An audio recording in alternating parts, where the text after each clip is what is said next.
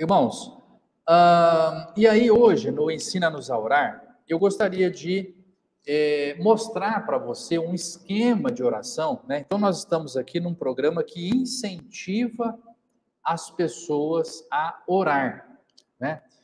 Nesse programa, o que nós estamos fazendo? Nós estamos incentivando as pessoas a orar, a buscar a direção de Deus, a orar mais e a colocar a sua vida em oração diante de Deus. Mas, de repente, você não sabe como orar, né? Você ainda não tem o hábito da oração, você não foi ensinado a orar.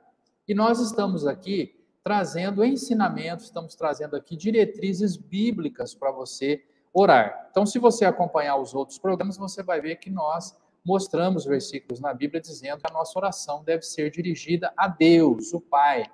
Então, nós falamos diretamente com Deus e nós encerramos essa oração em nome do Senhor Jesus, porque ele disse que nós devemos orar ao Pai em nome dele, Jesus Cristo, para que nós sejamos então atendidos. Então, você começa se dirigindo a Deus, o Pai, e você termina em nome do Senhor Jesus. Pronto, então você já aprendeu como faz a sua oração. Mas e aí, o que eu falo no meio, né? Então, eu vi o início, eu oro a Deus, eu vi o final, em nome de Jesus. No meio, o que eu falo? Então, em cada programa, nós estamos dando um motivo. Então, nós falamos já para você orar pelos governantes do país, tem aquele versículo que fala para orar pelas autoridades. Nós falamos para orar pelos enfermos, né? A pessoa que está doente, ela precisa de visita, precisa de oração. Você deve orar pelos enfermos, a pessoa que está passando por um problema de saúde. Nós falamos também que você deve orar pelo seu círculo de responsabilidade. Então, você é casado, você deve orar pela sua esposa, você deve orar pelo seu marido. Você tem filhos, você deve orar pelos seus filhos. Você frequenta uma igreja local, você deve orar pela igreja, pelos membros da igreja, pelo pastor da igreja. Você pertence a uma cidade, você é cidadão da cidade de São José do Rio Preto, então você vai orar pelo prefeito de Rio Preto, pelos governantes da cidade de Rio Preto. Você mora no estado do Paraná, você vai orar pelo governador do Paraná. Você é brasileiro, você vai orar pelo governo do Brasil. Então, são os lugares onde você tem responsabilidade. Nós somos cidadãos do Brasil, precisamos orar pelo Brasil.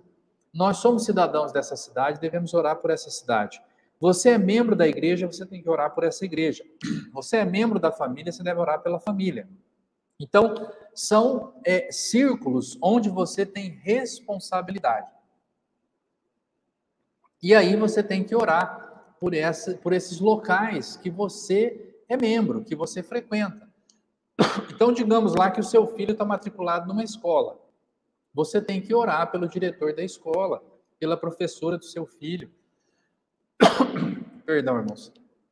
Você tem que colocar em oração essas pessoas que estão envolvidas com a sua família, com o seu dia a dia, com os locais que você frequenta. Você é funcionário de uma empresa, você deve orar pelo seu patrão, você deve orar pelo seu chefe.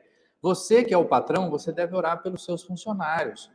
Você é um prestador de serviço, você deve orar pelos seus clientes, para que você ofereça uma boa solução, preste um bom serviço para aquelas pessoas. Então, todos esses círculos que você convive, você tem responsabilidade ali.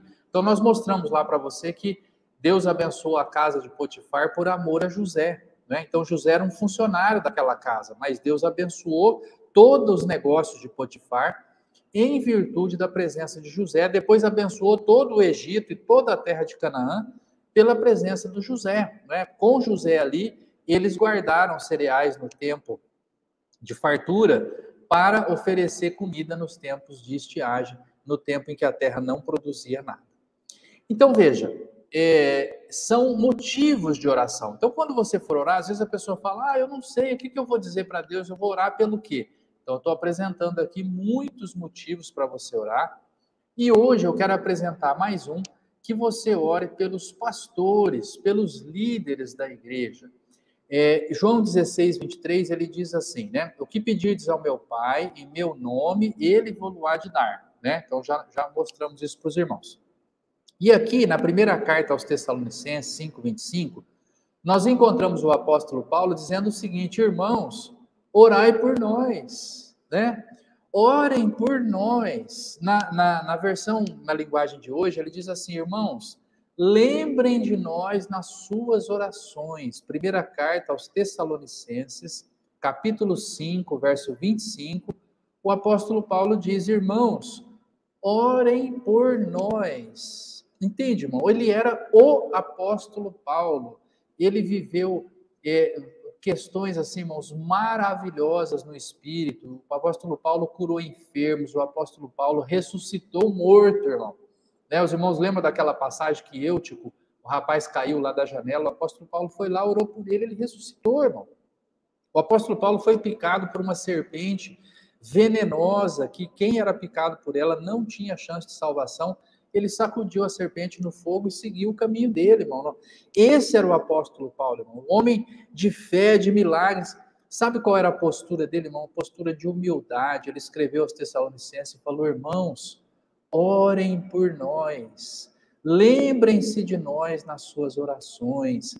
O apóstolo Paulo, irmão, com todo esse poder que Deus deu para ele, para fazer milagres e maravilhas, e para converter milhares de pessoas e levar as pessoas ao arrependimento, para pregar, irmãos, ainda que em cadeias, a inteligência que ele tinha, toda a capacidade, falava várias línguas, era um homem instruído, irmãos, mas ele tinha essa humildade, irmão, de dizer, ore por nós, lembre de nós nas suas orações.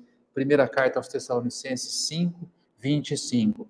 Também o apóstolo Paulo, escrevendo aos Efésios, ele falou, orem também por mim, a fim de que Deus me dê a mensagem certa, e quando eu falar, eu fale com coragem, e torne conhecido o segredo do Evangelho. Carta aos Efésios, capítulo 6, verso 19. Irmãos, veja a postura do apóstolo Paulo. Orem por mim, para que Deus me dê a mensagem certa, para que quando eu falar, eu fale com coragem.